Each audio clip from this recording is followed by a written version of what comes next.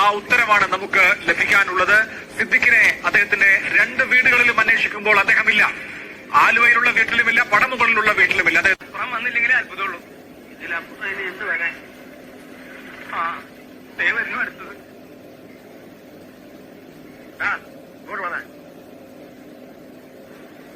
തിരിഞ്ഞു നോക്കണ്ട, നിങ്ങളെ തന്നെയാ വിളിച്ചത്. ഇങ്ങോട്ട് വരാൻ. ഇങ്ങോട്ട് വാടാ. വാടാ ഇവിടെ. നിന്റെ വീട് എവിടെയാ? ഇവിടെ. അവിടെ. അവിടെ എന്ത് വേണം അവസ്ഥ? അവിടെ ഇവിടെയൊക്കെ ചൂണ്ടുന്നത്.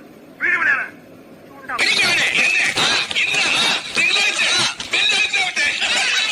പിന്നെ സംഗതി കുഴപ്പത്തിലേക്ക് നീങ്ങിക്കൊണ്ടിരിക്കുകയാണ്. എന്റെ ലേറ്റസ്റ്റ് ഫോട്ടോ സഹിതം വാർത്ത പത്രത്തിൽ വന്നവിടെ. നോക്ക്.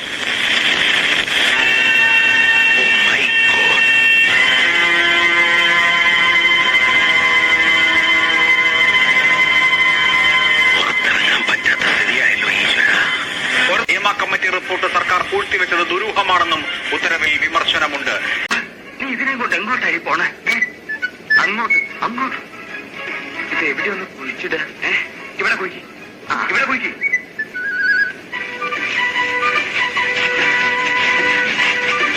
കൈമ കുത്തലടാ. നീ മാന്ത്, ഞാൻ നോക്കാം. ഇനി നീ മാന്ത്, ഞാൻ നോക്കാം.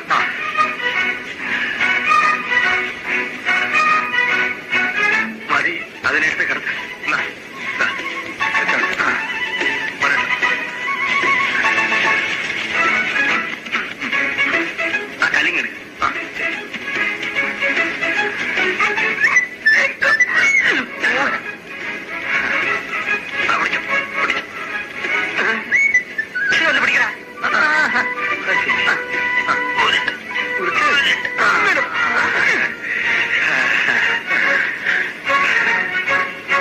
സിദ്ദിഖ് അഴിയെണ്ണുമോ?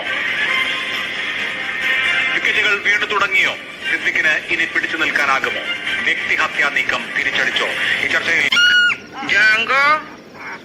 നീ അറിഞ്ഞ ഞാൻ പെട്ടു. എന്നെ സംശയിക്കരുത്.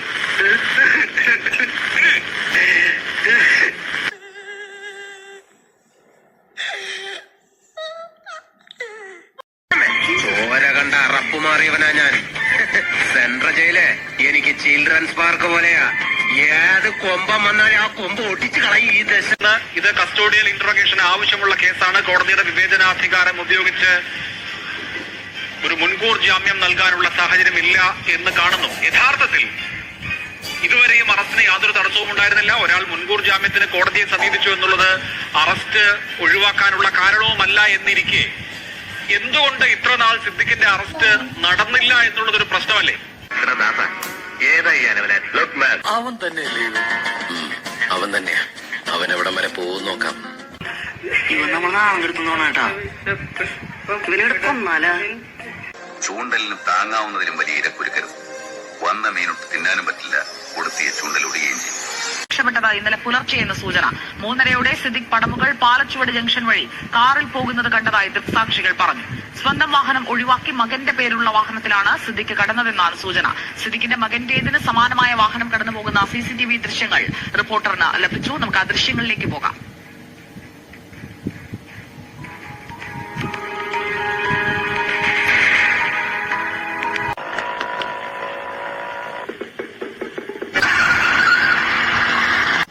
അതുപോലെ തന്നെ പറഞ്ഞേക്കണം. തെറ്റിച്ച കൊന്നുകളെ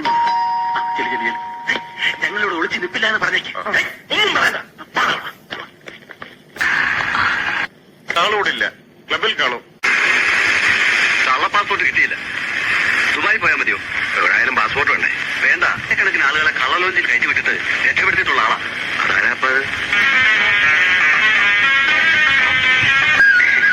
ഇതാ ഞാൻ പറഞ്ഞ ആള്.